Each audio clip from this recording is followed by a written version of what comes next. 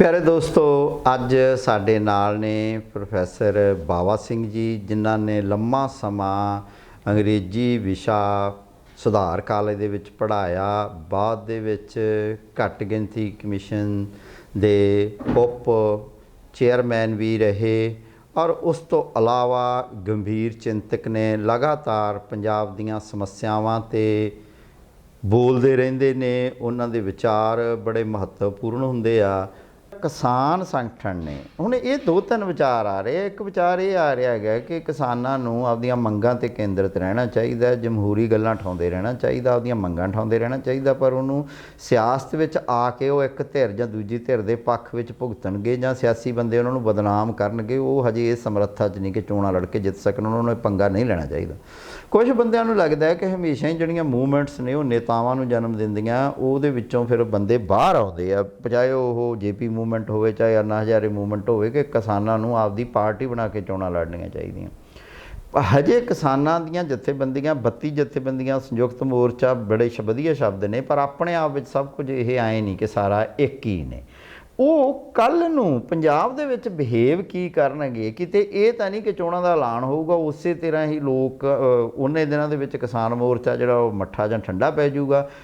ਕਿਸਾਨ ਆਪੋ ਆਪਣੇ ਜਿਹੜੇ ਰਵਾਇਤੀ ਪਾਰਟੀਆਂ ਹੈਗੀਆਂ ਉਹਨਾਂ 'ਚੋਂ ਕਿਸੇ ਨੂੰ ਚੁਣ ਲੈਣਗੇ ਜਾਂ ਉਹ ਕੋਈ ਫੈਸਲਾ ਆਪਣਾ ਮੋੜ ਦੇਣਗੇ। ਇਹ ਸਵਾਲ ਜਿਹੜਾ ਤੁਹਾਡਾ ਬਹੁਤ ਅੱਜ ਕੱਲ੍ਹ ਲੋਕ ਪੁੱਛਦੇ ਆ ਔਰ ਇਹਦੇ ਬਾਰੇ ਜਾਣਨਾ ਵੀ ਚਾਹੁੰਦੇ ਆ ਕਿ ਕੀ ਹੋਊਗਾ। ਇਹ ਬੜਾ ਇਸ ਵੇਲੇ ਪੇਚੀਦਾ ਤੇ ਮੋਸਟ ਇੰਪੋਰਟੈਂਟ ਕੁਐਸਚਨ ਇਹ ਹੀ ਆ। ਇਹਦੇ 'ਚ ਦੇਖੋ, ਮੇਰਾ ਜਿਹੜਾ ਨਿੱਜੀ ਤੌਰ 'ਤੇ ਆ ਇਹਦੇ 'ਚ ਦੋ ਤਿੰਨ ਗੱਲਾਂ ਆ ਰਹੀਆਂ। ਇੱਕ ਵਾਕਈ ਜੇ ਉਹ ਛੱਡ ਛਡਾ ਕੇ ਤੇ ਸਾਰਾ ਜ਼ੋਰ ਇੱਧਰ ਲਾ ਦਿੰਦੇ ਆ, ਪੋਲੀਟਿਕਸ 'ਚ ਆ ਜਾਂਦੇ ਆ, ਤਾਂ ਇਹਦੇ ਨਾਲ ਬਹੁਤ ਵੱਡਾ ਨੁਕਸਾਨ ਹੈ। ਮੂਵਮੈਂਟ ਇਹ ਖਤਮ ਹੋ ਜਾਊਗੀ। ਇਹ ਜਿਹੜੀ ਜੇ ਉਹ ਸਾਰੇ ਧਿਆਨ ਹੈ ਉਹ ਆਪ ਹੀ ਲੀਡਰ ਇੱਧਰ ਆ ਜਾਂਦੇ ਆ। ਕਿਉਂਕਿ ਇਹ ਸਵਾਲ ਇਹ ਹੈ ਕਿ ਬਹੁਤੀਆਂ ਜਿਹੜੀਆਂ ਲਹਿਰਾਂ ਹੁੰਦੀਆਂ ਉੱਠਦੀਆਂ ਹੁੰਦੀਆਂ ਇਕਨੋਮਿਕ ਡਿਮਾਂਡਸ 'ਤੇ, ਲੇਕਿਨ ਰੌਲਾ ਇਹ ਹੈ ਵੀ ਇਹ ਹੁਣ ਜਿਹੜੀ ਮੂਵਮੈਂਟ ਹੈ ਉਹ ਜਿਹੜੀ ਇਕਨੋਮਿਕ ਡਿਮਾਂਡ ਆਪਣੇ ਆਪ 'ਚ ਪੋਲੀਟੀਕਲ ਡਿਮਾਂਡ ਵੀ ਹੁੰਦੀ ਹੈ ਜੇ ਉਹਨੂੰ ਧਿਆਨ ਨਾਲ ਸੋਚਿਆ ਜਾਵੇ। ਕਿਉਂਕਿ politics is the reflection of ਜਿਹਨੂੰ ਆਪਾਂ ਕਹਿੰਦੇ ਆ ਇਕੋਨੋਮੀ। ਇਹ 'ਚ ਮੈਂ ਦੋ ਨਿੱਕੀਆਂ ਨਿੱਕੀਆਂ ਐਗਜ਼ਾਮਪਲਾਂ ਦੇਵਾਂਗਾ ਕਿ ਇੱਕ ਤੁਹਾਨੂੰ ਯਾਦ ਹੋਣਾ ਹੈ ਕਿ ਚੱਲੀ ਸੀ ਮੂਵਮੈਂਟ ਸੋਲੀਡੈਰਿਟੀ ਦੀ ਪੋਲੈਂਡ 'ਚ। ਪੋਲੈਂਡ ਦੀ ਚੱਲੀ ਸੀ ਵੈਲੇਸਾ। ਵੈਲੇਸਾ ਲੈਚ ਵੈਲੇਸਾ ਉਹਦਾ ਲੀਡਰ ਸੀ। ਉਹ 80 'ਚ ਚੱਲੀ ਸੀ।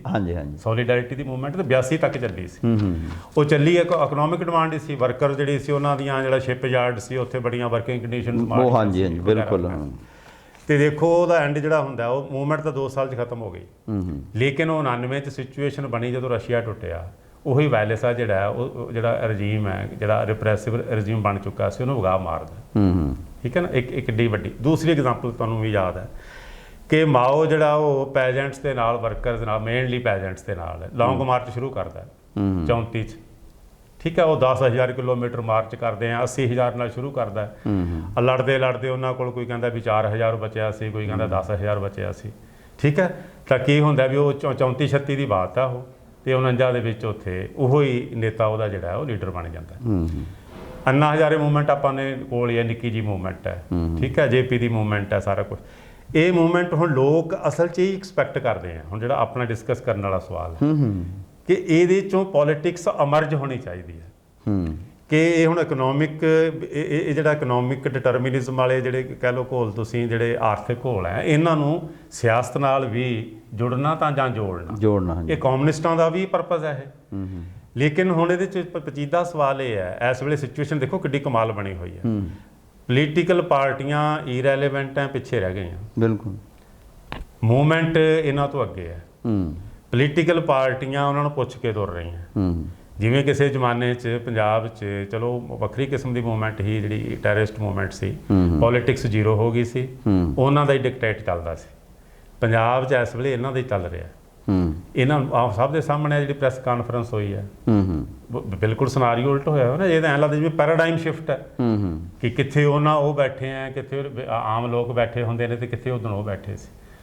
ਵੀ ਇਹ ਸਿਨਾਰੀਓ ਵਾਕਈ ਇਹ ਬਣਿਆ ਹੋਇਆ। ਆਮ ਬੰਦੇ ਵੀ, ਅਸੀਂ ਵੀ ਪਿੰਡਾਂ 'ਚ ਜਾਂਦੇ ਹਾਂ ਤਾਂ ਸਗੋਂ ਅਸੀਂ ਫਸ ਜਾਂਦੇ ਹਾਂ ਇੱਕ ਸਵਾਲ 'ਤੇ। ਉਹਦਾ ਸਵਾਲ ਪਤਾ ਕੀ ਹੁੰਦਾ ਵੀ ਠੀਕ ਹੈ, ਹੁਣ ਅਸੀਂ ਵੀ ਬੋਲਦੇ ਹਾਂ ਰੈਲੀਆਂ 'ਚ ਵੀ ਤੁਸੀਂ ਇਹਨੂੰ ਵੋਟ ਨਹੀਂ ਪਾਣੀ, ਇਹਦਾ ਬਾਈਕਾਟ ਕਰੋ। ਉਹ ਕਹਿੰਦੇ ਜੀ ਅਸੀਂ ਭਾਜਪਾ ਦਾ ਕਰਤਾ, ਅਸੀਂ ਅਕਾਲੀਆਂ ਦਾ ਕਰਤਾ, ਅਸੀਂ ਕਾਂਗਰਸ ਦਾ ਵੀ ਕਰਤਾ, ਅਸੀਂ ਆਪ ਦਾ ਵੀ ਕਰਤਾ।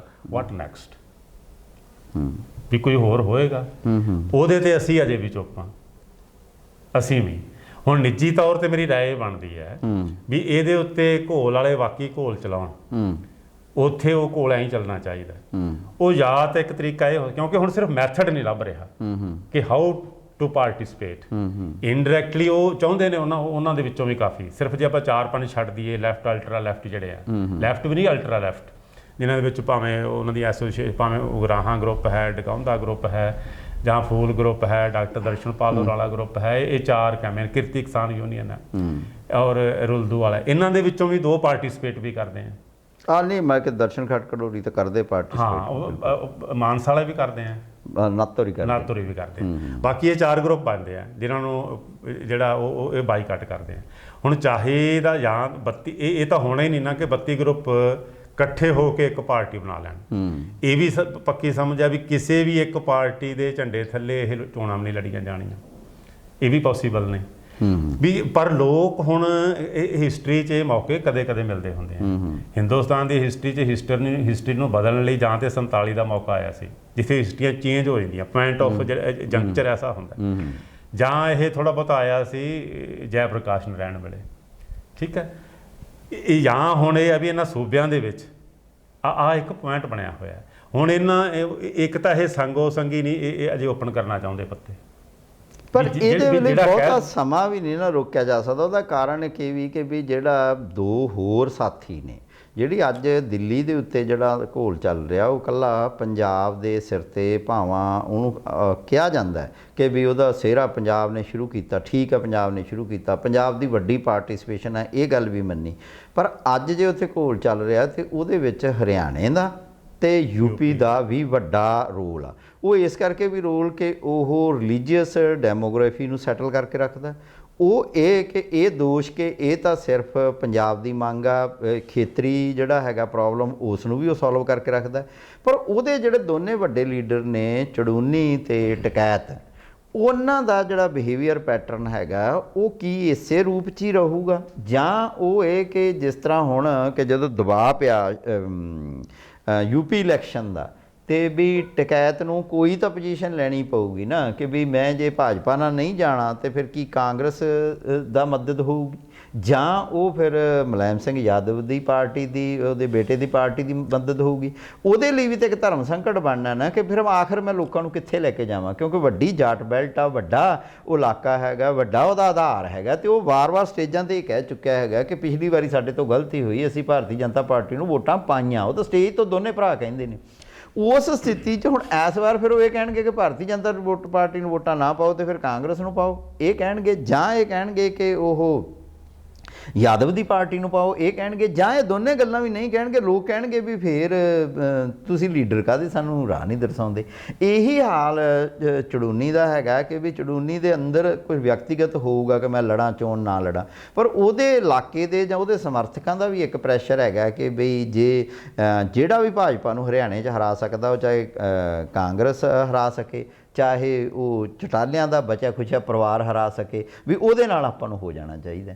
ਉਸ ਸਥਿਤੀ ਦੇ ਵਿੱਚ ਇਹ ਜਿਹੜੇ 2 ਲੀਡਰ ਆ, ਇਹਨਾਂ ਦਾ ਵੀ ਸੰਯੁਕਤ ਕਿਸਾਨ ਮੋਰਚੇ ਦੇ ਉੱਤੇ ਜਾਂ ਪੰਜਾਬ ਦੀ ਪੋਲਿਟਿਕਸ ਦੇ ਉੱਤੇ ਕੋਈ ਸਿੱਧਾ ਜਾਂ ਸਿੱਧਾ ਪ੍ਰਭਾਵ ਤੁਸੀਂ ਦੇਖੋ। ਇਹਨਾਂ 'ਚੋਂ ਗੁਰਨਾਮ ਸਿੰਘ ਚੜੂਨੀ ਤਾਂ ਸਿੱਧਾ ਪ੍ਰਭਾਵ ਪਾਉਣ ਦੀ ਕੋਸ਼ਿਸ਼ ਹੈ ਵੀ, ਪੰਜਾਬ 'ਚੋਂ ਆਇਆ, ਉਹ ਕੁਝ ਲੋਕਾਂ ਨੂੰ ਮਿਲਿਆ ਵੀ, ਕੁਝ ਥਾਵਾਂ 'ਤੇ ਉਹਨੇ ਛੋਟੀਆਂ-ਮੋਟੀਆਂ ਮੀਟਿੰਗਾਂ, ਕਾਨਫਰੰਸਾਂ ਵੀ ਕੀਤੀਆਂ, ਜਿਹਦੇ ਕਰਕੇ ਇਹਨਾਂ ਨੇ ਥੋੜ੍ਹਾ ਜਿਹਾ ਉਹਦੇ ਉੱਤੇ, ਜਿਵੇਂ ਇਹਨਾਂ ਦਾ ਅੱਜ ਤੱਕ ਬਣਿਆ ਹੋਇਆ ਸ਼ਿਕੰਜਾ ਵੀ ਕੱਸਿਆ, ਹਾਂ, ਕੁਝ ਦਿਨਾਂ ਲਈ ਉਹਨੂੰ।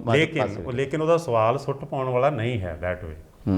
ਇਹਨਾਂ ਦਾ ਇਹ ਕਹਿਣਾ, ਬਾਕੀ ਲੀਡਰਾਂ ਦਾ ਤਾਂ ਠੀਕ ਹੈ ਵੀ ਆਪਾਂ ਇਸ ਹਿਸਾਬ ਨਾਲ ਜੇ ਆਪਰੇਟ ਕਰੀਏ ਵੀ ਮੋਰਚਾ ਇਫੈਕਟ ਨਾ ਹੋਏ, ਇਹ ਤਾਂ ਕਹਿ ਸਕਦੇ ਆ।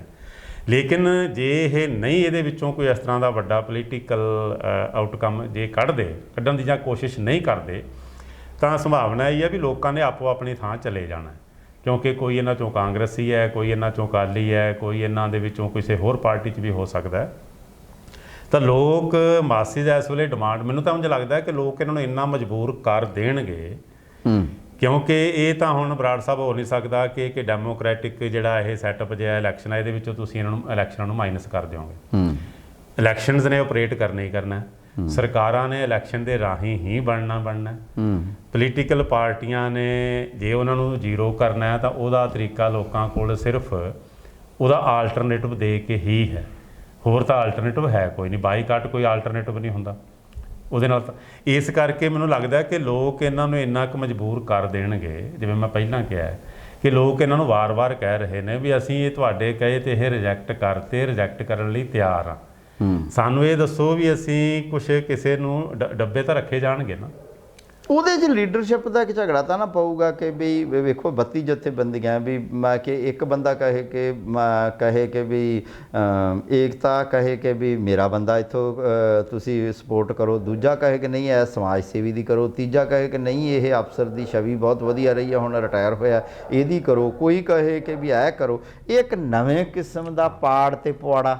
ਹਾਂ, ਇਹ ਮੈਂ ਜਿਵੇਂ ਪਹਿਲਾਂ ਰੈਫਰੈਂਸ ਦਿੱਤਾ ਵੀ ਤਰੀਕਾ ਨਹੀਂ ਲੱਭ ਰਿਹਾ ਅਜੇ, ਚਿੰਤਕਾਂ ਨੂੰ ਵੀ ਇਹ ਤਰੀਕਾ ਨਹੀਂ ਲੱਭ ਰਿਹਾ ਵੀ ਇਹ ਜੇ ਉਹਨਾਂ ਨੂੰ ਇਹ ਉਹਨਾਂ ਅੱਗੇ ਗੱਲ ਰੱਖਣੀ ਵੀ ਹੈ ਕਿਸਾਨਾਂ ਅੱਗੇ, ਲੀਡਰਾਂ ਅੱਗੇ, ਵੀ ਇਹਦੀ ਫਾਰਮ ਕੀ ਬਣੇ। ਨਹੀਂ ਆਪੂ ਬਣੇ ਲਾੜੇ ਤਾਂ ਬਹੁਤ ਆ ਬਈ ਜਿਹੜੇ ਮਤਲਬ ਕਿ ਇਹ ਸਮਝਦੇ ਆ ਕਿ ਖਿਲਾਫ ਹੈਗਾ ਤੇ ਕਿਸਾਨਾਂ ਨੂੰ ਲੀਡਰ ਦੀ ਲੋੜ ਆ, ਆਪ ਕਿਸਾਨ ਨਹੀਂ ਲੜ ਸਕਦੇ, ਅਸੀਂ ਤੁਹਾਡੇ ਬਿਹਾਫ ਤੇ ਲੀਡਰ ਹੋਏ।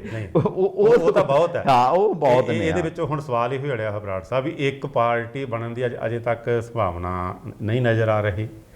ਕੀ ਇੰਡੀਪੈਂਡੈਂਟ ਖਲੋਣ, ਉਹਨਾਂ ਨੂੰ ਇਹ ਕਿਸੇ ਰੂਪ 'ਚ ਸਪੋਰਟ ਕਰਨ, ਜਾਂ ਕਿ ਇਹ ਕੋਈ ਅਲਾਇੰਸ ਜਿਹਾ ਬਣਾ ਕੇ ਕੋਈ ਲੂਜ਼ ਜਿਹਾ ਜਿਹਨੂੰ ਆਪਾਂ ਕਹਿੰਦੇ ਆ ਪਹਿਲਾਂ, ਇਹ ਕੋਈ ਪੰਜਾਬ ਘੱਟੋ ਘੱਟ ਪ੍ਰੋਗਰਾਮ ਦੇ ਉੱਤੇ ਕੋਈ ਸਾਂਝਦਾਰੀ ਬਣਾ ਕੇ ਇਹ 32 ਜਿਹੜੇ ਨੇ ਇਹਨਾਂ ਚੋਂ ਇਹ ਕੋਈ ਜੇ ਐਕਸਰਸਾਈਜ਼ ਕਰਨ ਵੀ ਕਿਸੇ ਦਾ 1 ਕਿਸੇ ਦੇ 2 ਕਿਸੇ ਦੇ 3 ਇੰਨੇ ਕਿ ਜੇ ਕੈਂਡੀਡੇਟ ਖਲੋ ਸਕਦੇ ਆ, ਜਿਹੜੇ ਨਹੀਂ ਇਹ 'ਚ ਬਾਈਕਾਟ ਕਰ ਰਹੇ ਉਹਨਾਂ ਨਾਲ ਉਹਨਾਂ ਦਾ ਕੋਈ ਇਸ ਤਰ੍ਹਾਂ ਦੇ ਨਾਲ ਤਾਲਮੇਲ ਹੋ ਜੇ ਵੀ ਉਹਨਾਂ ਨੂੰ ਲੱਗੇ ਜੀ ਹਾਂ ਵੀ ਇਹ ਕੰਪੈਰੇਟਿਵਲੀ ਵੀ ਆ ਕਾਂਗਰਸ, ਅਕਾਲੀ, ਭਾਜਪਾ, ਆਪ ਨਾਲੋਂ ਜਿਹੜੇ ਇਹਨਾਂ ਨੂੰ ਨਾ ਪਾਓ, ਤਾਂ ਲੋਕ ਆਪੇ ਸਮਝ ਜਾਣਗੇ। ਦਾ ਮਤਲਬ ਕਿ ਜੇ ਕੋਈ ਹੋਰ ਇਹਦਾ ਆਲਟਰਨੇਟਿਵ ਆ ਰਿਹਾ ਹੈ ਵੀ ਉਹਦੇ ਪ੍ਰਤੀ ਉਹ ਸੌਫਟ ਕਾਰਨਰ ਹੈ। ਜਿਵੇਂ ਪਿਛਲੀ ਵਾਰੀ ਹੋਇਆ ਕੁਝ ਥਾਵਾਂ 'ਤੇ, ਉਦੋਂ ਲੋਕਾਂ ਨੂੰ ਆਪ ਚੰਗੀ ਲੱਗਦੀ ਸੀ, ਉਦੋਂ ਕੋਈ ਥਾਵਾਂ 'ਤੇ ਇਹ ਹੋਇਆ ਕਿ ਬਾਈਕਾਟ ਕਰਨ ਵਾਲੇ ਜਿਹੜੇ ਲੋਕ ਸੀ ਉਹ ਇਹ ਤਾਂ ਕਹਿੰਦੇ ਸੀ ਵੀ ਇਹਨਾਂ ਨੂੰ ਨਾ ਪਾਓ, ਇਹਦਾ ਮਤਲਬ ਇਹ ਜਿਹੜਾ ਹੋਰ ਬਚਿਆ ਉਹਨੂੰ ਪਾ ਦਿਓ। ਉਦੋਂ ਆਪ ਨੂੰ ਫਾਇਦਾ ਮਿਲਿਆ ਇਹ ਪੰਜਾਬ ਦੇ ਵਿੱਚ। ਇਸ ਕਰਕੇ ਉਂਝ ਮੈਂ ਇਹ ਗੱਲ ਸੁੱਟ ਨਹੀਂ ਪਾਉਂਦਾ, ਇਹਦੇ 'ਤੇ ਸੋਚ ਜ਼ਰੂਰ ਰਹੇ ਆ ਲੋਕ ਵੀ ਇਹ ਐਵੇਂ ਨਾ ਜਾਵੇ। ਹੁਣ ਲੋਕਾਂ ਦਾ ਜਿਹੜਾ ਇਹਦੇ ਲਈ ਹੁਣ ਕੋਈ ਸਮਾਂ ਸੀਮਾ ਵੀ ਲੱਗਦੀ ਆ, ਜਾਂ ਇਹ ਦੇਖੋ ਸਿਆਸੀ ਜਿਹੜੀਆਂ ਸਰਗਰਮੀਆਂ ਉਹਨਾਂ ਦੀ ਆਪਣੀ ਚਾਲ ਆਪਣੀ ਤਰਜ ਹੁੰਦੀ ਹੈ ਵੀ ਇਹਦੇ ਬਾਰੇ ਕੋਈ ਲੱਗਦਾ ਹੈ ਕਿ ਪੰਜਾਬ ਕੋਈ ਸਹੀ ਸਪਸ਼ਟ ਨਿਰਣਾ ਲੈ ਸਕੂ, ਜਾਂ ਇਸ ਭੰਬਲ ਭੂਸੇ ਦੇ ਵਿੱਚੋਂ ਹੋਰ ਹਜੇ ਚਰਨਿੰਗ ਮੰਥਨ ਇਹਦੇ ਵਿੱਚੋਂ ਹਜੇ ਹੋਰ ਸਮੁੰਦਰ ਰਿੜਕਿਆ ਜਾਣਾ ਕਿਤੇ ਫੇਰ ਹੀ ਕੋਈ ਰਤਨ ਹੱਥ ਆਉਣੇ ਆ।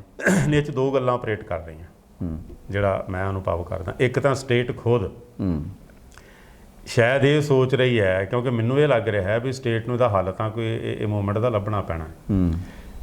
ਪੁਆਇੰਟ ਆਫ ਟਾਈਮ ਦਾ ਸ਼ਾਇਦ ਰੌਲਾ ਹੋਵੇ ਵੀ ਇਹਨਾਂ ਨਾਲ ਉਦੋਂ ਕਰੋ ਜੇ ਇਹ ਨਿਬੇੜਨ ਵਾਲੀ ਗੱਲ ਵੀ ਇਹਨਾਂ ਕੋਲ ਪਿੱਛੇ ਜਾ ਕੇ ਕੁਛ ਕਰਨ ਨੂੰ ਪੋਲੀਟੀਕਲੀ ਟਾਈਮ ਨਾ ਬਚੇ, ਕਿਉਂਕਿ ਘੱਟੋ ਘੱਟ ਯੂਪੀ ਦੇ ਵਿੱਚ ਤਾਂ ਜ਼ਰੂਰ ਉਹਨਾਂ ਦੇ ਧਿਆਨ 'ਚ ਹੋਏਗਾ, ਕਿਉਂਕਿ ਜੇ ਸਰਕਾਰ ਕੋਈ ਉੱਤਰਾਖੰਡ ਤੇ ਯੂਪੀ ਦੇ ਵਿੱਚ ਸਰਕਾਰ ਕੋਈ ਇਹੋ ਜਿਹੀ ਚਾਲ ਚੱਲ ਦਿੰਦੀ ਹੈ ਕਿ ਅਗਲੀਆਂ ਲੋਕ ਸਭਾ ਦੀਆਂ ਇਲੈਕਸ਼ਨ ਤੱਕ ਅਸੀਂ ਇਹ ਬਿੱਲ ਵੱਟੇ ਖਾਤੇ ਪਾਤੇ, ਘੱਟੋ ਘੱਟ ਸਮਰਥਨ ਮੁੱਲ ਉਹਨਾਂ ਨੂੰ ਪਤਾ ਹੈ ਕਿ ਇੱਕ ਵਾਰ ਅਸੀਂ ਐਲਾਨ ਤਾਂ ਉਹਦੇ 'ਤੇ ਅਸੀਂ ਚੱਕਾਂਗੇ, ਇਹ ਕਹਿਤਾ, ਕਿਉਂਕਿ ਉਹ ਤਾਂ 15 ਲੱਖ ਕਹਿ ਕੇ ਮੁੜ ਕੇ ਮੁੱਕਰ ਗਏ ਤੇ ਇਹ ਸਮਰਥਨ ਮੁੱਲ ਐਲਾਨ ਕੇ ਉਦੋਂ ਬਾਅਦ ਮੁੜ ਕੇ ਵੀ ਹੁਣ ਤਾਂ ਸਾਰੀਆਂ ਤੁਹਾਡੀਆਂ ਮੰਗਾਂ ਮੰਨ ਲਈਆਂ, ਹੁਣ ਜਾਓ ਭਾਈ ਘਰਾਂ ਨੂੰ ਸਾਡੇ ਬੰਦਿਆਂ ਨੂੰ ਉਹ ਤਾਂ ਮੈਂ ਕਹਿੰਦਾ ਵੀ ਬਰਾੜ ਸਾਹਿਬ ਜੇ ਇਹ ਰੱਦ ਵੀ ਕਰ ਦੇਣ ਇਹਨਾਂ ਲਈ ਤਾਂ ਵੀ ਨਹੀਂ ਔਖਾ। ਉਹ ਸਿਰਫ ਮੈਨੂੰ ਲੱਗਦਾ ਵੀ ਸਟੇਟ ਦੀ ਇੱਕ ਪ੍ਰੈਸਟੀਜ ਜਿਹੜੀ ਹੋਈ ਹੈ, ਕਿਉਂਕਿ ਸਟੇਟ ਆਫਟਰ ਆਲ ਆਪਣਾ ਇੱਕ ਬਹੁਤ ਵੱਡਾ ਇਮੇਜ ਉਹਨੇ ਰੱਖਣਾ ਹੁੰਦਾ। ਇੰਦਰਾ ਗਾਂਧੀ ਪ੍ਰੈਸਟੀਜ ਕਰਕੇ ਹੀ ਆਪਣਾ ਆਪ ਸਾਰਾ ਕੁਛ ਕਰ ਗਈ ਨਾ ਵੀ ਮੈਂ ਪ੍ਰਾਈਮ ਮਿਨਿਸਟਰ, ਇਹਦਾ ਮਤਲਬ ਉਹ ਇੱਕ ਸਟੇਟ ਹੁੰਦਾ, ਸਟੇਟ ਨੂੰ ਰਿਪਰੈਜ਼ੈਂਟ ਕਰ ਰਿਹਾ ਉਹਦੀ ਨਿੱਕੀ ਜਿਹੀ ਗੱਲ ਇਹ ਸੀ ਨਾ ਵੀ ਅਗਰ ਥੋੜ੍ਹਾ ਜਿਹਾ ਇਨੀਸ਼ੀਏਟਿਵ ਲੈ ਕੇ ਜੋ ਸੰਤ ਭਿੰਡਰਾਂਵਾਲਾ ਸਾਹਿਬ ਉਹਨੂੰ ਮਿਲ ਲੈਂਦੀ ਤਾਂ ਸ਼ਾਇਦ ਇਹ ਟ੍ਰੈਜਡੀ ਵੱਡੀ ਬਚ ਰਹਿੰਦੀ। ਗੱਲ ਤਾਂ ਹੁਣ ਵੀ ਕੁਛ ਨੇ, ਇਹ ਕਹਿ ਰਹੇ ਨੇ ਚਿੰਤਕ ਜਿਹੜੇ ਐ ਵੀ ਜੇ ਇਹ ਵਾਪਸ ਵੀ ਲੈ ਲਏ ਉਹ ਲੈ ਵੀ ਸਕਦੇ ਨੇ, ਦੁਬਾਰਾ ਸਾਲ ਬਾਅਦ ਫਿਰ ਲਿਆ ਸਕਦੇ ਨੇ, ਇਦੋਂ ਵੀ ਮਾੜੇ ਲਿਆ ਸਕਦੇ ਆ, ਠੀਕ ਹੈ ਨਾ। ਸ਼ਾਇਦ ਸਟੇਟ ਇਹ ਵੀ ਸੋਚ ਰਹੀ ਹੈ ਬਰਾੜ ਸਾਹਿਬ ਕਿ ਆਪਾਂ ਉਦੋਂ ਕਰਾਂਗੇ ਜਦੋਂ ਜਾ ਕੇ ਇਹ ਪੋਲੀਟੀਕਲੀ ਕੁਛ ਕਰਨ ਜੋਗੇ ਨਾ ਰਹਿਣ। ਕੋਈ ਸਮਾਂ ਨਹੀਂ ਬਚੇਗਾ, ਕੋਈ ਪਾਰਟੀ ਨਹੀਂ ਬਣ ਸਕੇਗੀ, ਕੋਈ ਡਿਸੀਜਨ ਨਹੀਂ ਹੋ ਸਕੇਗਾ, ਟਕੈਤ ਨੂੰ ਵੀ ਘੱਟ ਚਾਂਸ ਮਿਲੇਗਾ, ਪੰਜਾਬ ਵਾਲਿਆਂ ਨੂੰ ਵੀ ਘੱਟ ਚਾਂਸ ਮਿਲੇਗਾ, ਚਲੋ ਹਰਿਆਣਾ ਤਾਂ ਜੇ ਦੂਰ ਹੈ, ਸ਼ਾਇਦ ਪੁਆਇੰਟ ਆਫ ਟਾਈਮ ਦਾ ਵੀ ਰੌਲਾ ਹੈ। ਇਸ ਹਾਲਤ ਦੇ ਵਿੱਚ ਇਹ ਕਿਹਾ ਜਾ ਸਕਦਾ ਹੈ ਕਿ ਕਿਸਾਨ ਲੀਡਰਸ਼ਿਪ ਨੂੰ ਤੇ ਉਹਦੇ ਮਾਕੇ ਜਿਹੜੇ ਪਿੱਛੇ ਖੜੇ ਸਮਰਥਕ ਆ ਉਹਨਾਂ ਲਈ ਆਉਣ ਵਾਲਾ ਸਮਾਂ ਤੁਸੀਂ ਦੇਖਦੇ ਆ ਕਿ ਪੋਲੀਟੀਕਲੀ ਬਹੁਤ ਚੇਤਨ ਰਹਿਣ ਦੀ ਤੇ ਹਰ ਜਿਹੜੀ ਕੋਈ ਮੂਵ ਚੱਲਣੀ ਆ, ਚਾਲ ਚੱਲਣੀ ਆ, ਉਹਦੇ ਬਾਰੇ ਬਹੁਤ ਜ਼ਿਆਦਾ ਕੌਨਸ਼ੀਅਸ ਰਹਿਣ ਦੀ ਲੋੜ ਹੈ। ਬੇਹੱਦ ਕੌਨਸ਼ੀਅਸ, ਕਿਉਂਕਿ ਪੋਲੀਟੀਕਲ ਪਾਰਟੀਆਂ ਵੀ ਅਜੇ ਸੋਚ ਰਹੀਆਂ। ਇੱਕ ਟ੍ਰੈਜਡੀ ਇਹ ਹੁੰਦੀ ਹੈ ਇਤਿਹਾਸ 'ਚ ਕਿ ਜੇ ਠੀਕ ਨੇ, ਕਿਉਂਕਿ ਇਤਿਹਾਸ ਤਾਂ ਨਿਰਣਾ 'ਤੇ ਖਲੋਤਾ ਹੁੰਦਾ ਨਾ, ਠੀਕ ਲਿਆ ਜਾਂਦਾ ਕਿ ਨਹੀਂ ਲਿਆ ਜਾਂਦਾ, ਹੋਰ ਤਾਂ ਕੁਝ ਵੀ ਨਹੀਂ ਹੁੰਦਾ। ਉਹ ਬਟਸ ਐਂਡ ਇਫਸ ਤਾਂ ਹੀ ਤਾਂ ਆਪਰੇਟ ਕਰਦੇ ਆ। ਪਰ ਇਹ ਹੁਣ ਅੱਛਾ ਇਹ ਵੀ ਅਜੇ ਸੋਚ ਰਹੀਆਂ। ਹੁਣ ਆਪ ਪਾਰਟੀ ਸੋਚ ਰਹੀ ਹੋਣੀ ਆ ਕਿ ਜੇ ਮੈਨੂੰ ਇਹਨਾਂ 'ਚੋਂ ਮਿਲ ਜੇ ਕੋਈ CM ਦਾ ਚਿਹਰਾ। ਅਕਾਲੀ ਵੀ ਸੋਚਦੇ ਹੋਣਗੇ ਜੇ ਸਾਨੂੰ ਲੋੜ ਪਈ ਅਸੀਂ ਇਹਨਾਂ 'ਚੋਂ ਵੀ ਚਾਰ ਖੜਾ ਸਕਦੇ ਹਾਂ। ਉਹ ਕਾਂਗਰਸ ਵੀ ਸੋਚਦੀ ਹੋਣੀ ਆ ਸਾਨੂੰ। ਜੇ ਨਹੀਂ ਹੋਣਗੇ ਤਾਂ ਐਂ ਹੀ ਚਲੇ ਜਾਣਗੇ। ਮੈਨੂੰ ਇੱਕ ਯਾਦ ਆ ਰਿਹਾ ਪੁਆਇੰਟ, ਮੈਂ ਤੁਹਾਡੇ ਨਾਲ ਸ਼ੇਅਰ ਕਰ ਸਕਦਾ ਕਿ ਜਦੋਂ ਇਹ ਮੂਵਮੈਂਟ ਸੀ ਨਾ, ਖਾੜਕੂ ਮੂਵਮੈਂਟ, ਇਹਨਾਂ 'ਚੋਂ ਕੁਛ ਲੋਕ ਚਲੋ ਆਪਣੇ ਵੀ ਵਾਕਫ ਸੀ, ਸਾਰਿਆਂ ਦੇ ਸੀ। ਉਹ ਮੈਂ ਇਹਨਾਂ 'ਚੋਂ ਕਿਸੇ ਬੜੇ ਇੰਪੋਰਟੈਂਟ ਬੰਦੇ ਨੂੰ ਸਵਾਲ ਕੀਤਾ ਕਿ ਕੀ ਤੁਸੀਂ ਇਹ ਕਿਉਂ ਨਹੀਂ ਸਾਂਭ ਰਹੇ ਮੌਕਾ, ਜੇ ਤੁਸੀਂ ਇਹ, ਕਿਉਂਕਿ ਇਹਨਾਂ ਦੇ ਉਦੋਂ ਵੱਡੇ ਹੀ ਸੀ ਨਾ ਵੀ ਜਿਹੜੇ ਸਿੱਖ ਇੰਸਟੀਟਿਊਸ਼ਨ ਵੱਡੀਆਂ ਦੋ ਹੀ ਸੀ, SGPC ਤੇ ਅਕਾਲੀ ਦਲ, ਵੀ ਤੁਸੀਂ ਇਹ ਹੁਣ ਡਰਾਏ ਹੋਏ ਆ, ਅੱਗੇ ਲਾਏ ਹੋਏ ਆ, ਕੈਪਚਰ ਕਰਨ ਦੀ ਕੋਸ਼ਿਸ਼ ਕਰੋ। ਚਲੋ ਉਹਨੇ ਤਾਂ ਜਵਾਬ ਇਹੀ ਦਿੱਤਾ ਕਿ ਅਸੀਂ ਕਰਾਂਗੇ, ਲੇਕਿਨ ਜਦੋਂ ਬਾਅਦ ਸਾਰਾ ਕੁਝ ਹੋਇਆ ਤੇ ਕੀ ਨਿਕਲਿਆ ਉਹਦੇ ਚੋਂ?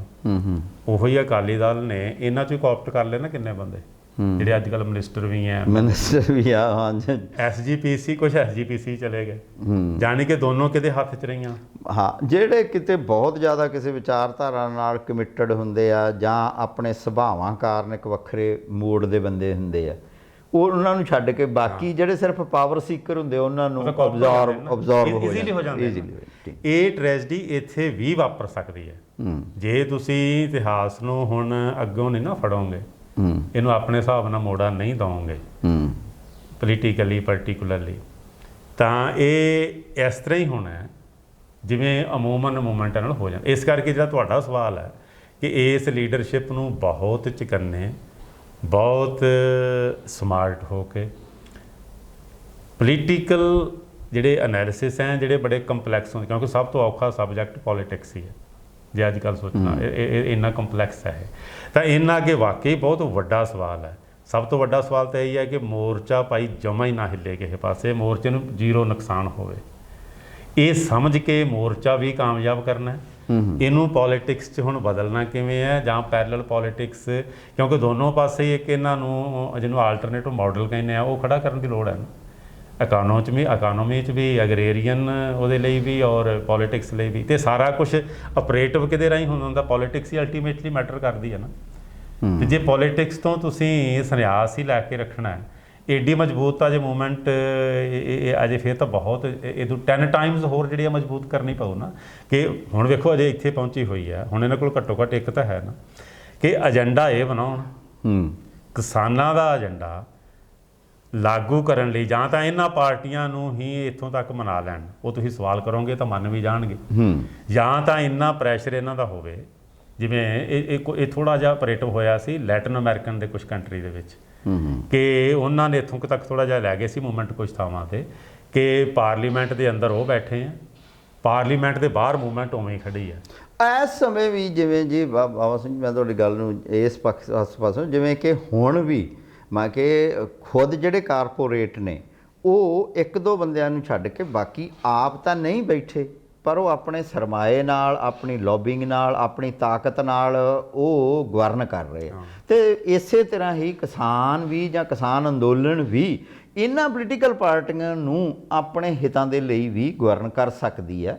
ਇਹ ਤੁਹਾਡਾ ਇਸ ਪਾਸੇ ਵੱਲ ਇਸ਼ਾਰਾ ਹੈ? ਹਾਂ, ਇਸ ਪਾਸੇ ਵੱਲ ਇਸ਼ਾਰਾ ਹੈ। ਉਹ ਇਹ ਹੁੰਦਾ ਹੈ, ਉਹ ਜੇ ਤੁਸੀਂ ਇਹ ਹਿਸਟਰੀ 'ਚ ਦੇਖੋ ਨਾ, ਤੁਸੀਂ ਜੇ ਤਾਂ ਤੁਸੀਂ ਇਹ ਹੈ ਸਾਰਾ ਕੁਝ ਛੱਡ ਕੇ ਪੋਲੀਟਿਕਸ 'ਚ ਚਲੇ ਜਾਂਦੇ ਹੋ, ਫਿਰ ਤਾਂ ਉਵੇਂ ਹੀ ਮਾਰੇ ਜਾਓਗੇ ਜਿਵੇਂ ਹਿੰਦੁਸਤਾਨ 'ਚ CPI CPM ਜਿਹਦੀਆਂ ਆਮ ਲੈਫਟ ਪਾਰਟੀਆਂ ਦੀ, ਜਿਹਨਾਂ ਨੂੰ ਕੋਟ ਕੀਤਾ ਜਾਂਦਾ, ਕਿਉਂਕਿ ਉਹ ਬਾਹਰ ਸਟਰਗਲ ਬਾਹਰ ਛੱਡ ਗਏ ਉਹ ਲੋਕ। ਜਾਣੀ ਦੋਹਾਂ 'ਚ ਸਮਤੋਲ ਵੀ ਰੱਖਣਾ ਪਊਗਾ ਕਿ ਮੈਂ ਕਹਿੰਦਾ ਜੀ ਉਹਦੇ ਬਿਨਾਂ ਤਾਂ ਬਰਾੜ ਸਾਹਿਬ ਕੁਛ ਤਵੱਕੋ ਹੀ ਨਾ ਕਰੋ।